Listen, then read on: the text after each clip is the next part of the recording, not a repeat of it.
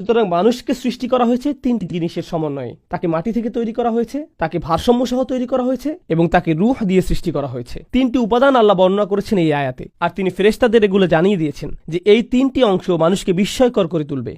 ফা লাহু সাজিদিন, তখন তোমরা সিজদাবনত হয়ে যাও। এরপর এসেছে ফা, এটি হলো ফা সাবাবিয়া, অর্থাৎ সেই জন্য বা সেই অনুসারে সিজদায় পড়ে যাওয়া। ফা এখানে সাবাবিয়া হতে পারে। এই মতে তোমরা তার সামনে সিজদায় পড়ে যাও। এখন এই ঘোষণাটি জারি করা হলো। আমরা জানি ইবলিশও ঘোষণাটি শুনল। সে যদি এই ঘোষণা শুনে থাকে, সেও জানে আদমকে সৃষ্টি করা হয়েছে তিনটি জিনিসের সমন্বয়ে। আমি বারবার তিনটি জিনিসের কথা উল্লেখ করছি, কারণ যেন এটা আপনাদের মাথায় একেবারে বদ্ধমূল হয়ে যায়। তিনটি জিনিস, তিনটি জিনিস, তিনটি জিনিস। আর আমরা জানি আল্লাহ আমাদের বলছেন, যখন সে সিজদা করতে অস্বীকৃতি জানালো, সে আল্লাহর দিকে ফিরে এভাবে বলেনি, খলাকতানি মিন নারিন ওয়া খলাকতাহু মিন তিনিন ওয়া সাওয়াইতাহু ওয়া নাফাখতা ফীহি মির রূহিকা। সে এটা বলেনি। সে শুধু বলেছিল, আপনি আমাকে আগুন থেকে সৃষ্টি করেছেন, তাকে কাদা থেকে সৃষ্টি করেছেন। এটা শুধু তিনটা বিষয়ের একটা মাত্র। আরও দুইটি জিনিস তো বাকি আছে। সে বাকি দুইটা সম্পর্কেও সে জানতো। সে তাসবিয়াহ তথা মানুষের ভারসাম্য সম্পর্কে জানতো। সে মানুষের ভেতরে ফুঁকে দেওয়া রূহ সম্পর্কেও জানতো। কিন্তু ইবলিস আল্লাহর নিকট অভিযোগ করার সময় এমনভাবে অভিযোগ করলো যেন বাকি দুইটা সম্পর্কে সে অজ্ঞ। কিন্তু সে জানে, তার পূর্ণ জ্ঞান ছিল। বাকি দুইটি বিষয় অস্বীকার করার কারণ হলো, সে যদি অবশিষ্ট দুইটি বিষয় স্বীকার করে নেয়, তাহলে তাকে স্বীকার করতে হবে মানুষ আসলে আল্লাহর এক বিস্ময়কর সৃষ্টি। কিন্তু সে যদি শুধু কাদার কথা স্বীকার করে, সে যদি শুধু মাটির কথা স্বীকার করে, তাহলে আদম এবং একটি ঘোড়ার মাঝে আর কি পার্থক্য আছে? আদম এবং একটি গরু বা বানরের মাঝে কি আর এমন পার্থক্য আছে? তারা আহার করে, সেও আহার করে। তারা আশ্রয় খোঁজে, সেও আশ্রয় খোঁজে। তারও বাচ্চা কাচ্চা আছে। সে শুধু একজন আরো উন্নত এক প্রাণী, এটাই সব। সে দুই পায়ে দাঁড়াতে পারে, তো কি হয়েছে? এটা আর বড় কিছু নয়। সে শুধু আরো বিকশিত এক প্রজাতি। তার মাঝে অতিরিক্ত আর কিছু নেই। তার মাঝে বৃহত্তর অস্তিত্বের কিছু নেই। অতএব ইবলিশ ইচ্ছা করেই আমাদের অস্তিত্বের দুইটি গুরুত্বপূর্ণ উপাদানকে অস্বীকার করে। তিনটার মধ্যে দুইটাকে সে জেনে শুনে অস্বীকার করে। সে যদি এই দুইটা স্বীকার করে নেয়, তাহলে আল্লাহর এই বিস্ময়কর সৃষ্টির শ্রেষ্ঠত্ব তাকে স্বীকার করে নিতে হবে। ইবলিস চায়নি মানুষ কোনোদিন মূল্যবান কিছু হিসেবে স্বীকৃতি পাক। তার সবচেয়ে বড় সফলতা, তার সবচেয়ে মহান সফলতাগুলোর একটি হলো, সে যদি আমাদের বোঝাতে সক্ষম হয় আসলে আমাদের কোনো দাম নেই। স্বমূল্য তথা নিজেকে দাম দেয়া, মানুষ হিসেবে নিজেকে সম্মান দেয়া আজকের দুনিয়ার অন্যতম একটি বড় সংকট। সমাজবিজ্ঞানের জগৎ, মনোবিজ্ঞানের জগৎ এবং সমগ্র দুনিয়ার পরিবারগুলো আজ এমন মানুষদের নিয়ে মহাসংকটে আছে, যারা নিজের মাঝে কোনো মূল্য খুঁজে পায় না। আসলেই আমাদের কোনো দাম নেই।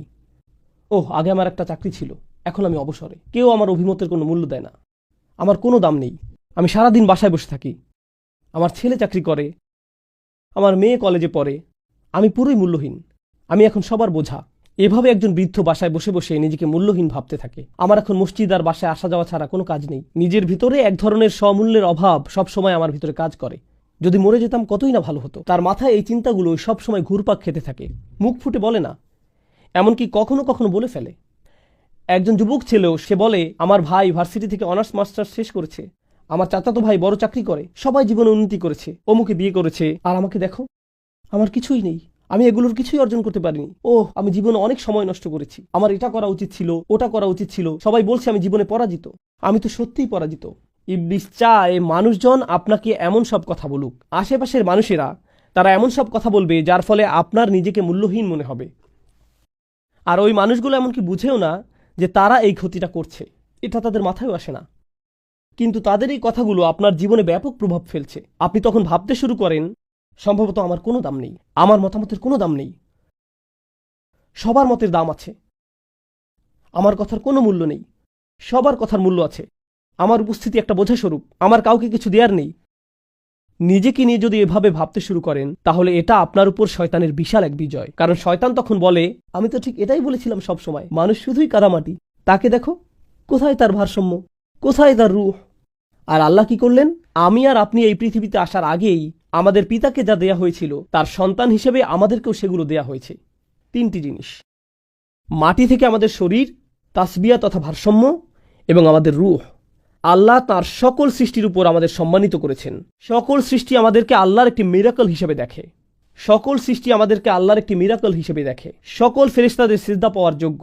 আল্লাহর এক সম্মানজনক সৃষ্টি, আল্লাহর এক আশ্চর্যজনক সৃষ্টি। তো এখন মহাবিশ্বের ফেরেশতারা আপনাকে দেখে মুগ্ধ, কিন্তু আপনি নিজের মাঝে মুগ্ধ কিছুর অস্তিত্ব খুঁজে পান না, নিজেকে আপনার মূল্যহীন মনে হয়। আল্লাহ কোরআনে বলছেন, ওয়ালাকাদ কাররামনা বানি আদম, আর আমি তো আদম সন্তানদের সম্মানিত করেছি, আমি তো আদম সন্তানকে মর্যাদা দান করেছি। জানেন এই আয়াতটি আমাকে কি শিক্ষা দিচ্ছে? অন্য কারো কাছে আমাকে নিজের মূল্য খুঁজতে হবে না, কাজটি আমি ভালোভাবে সম্পাদন করেছি কিনা সেটা আমাকে চেক করে দেখতে হবে।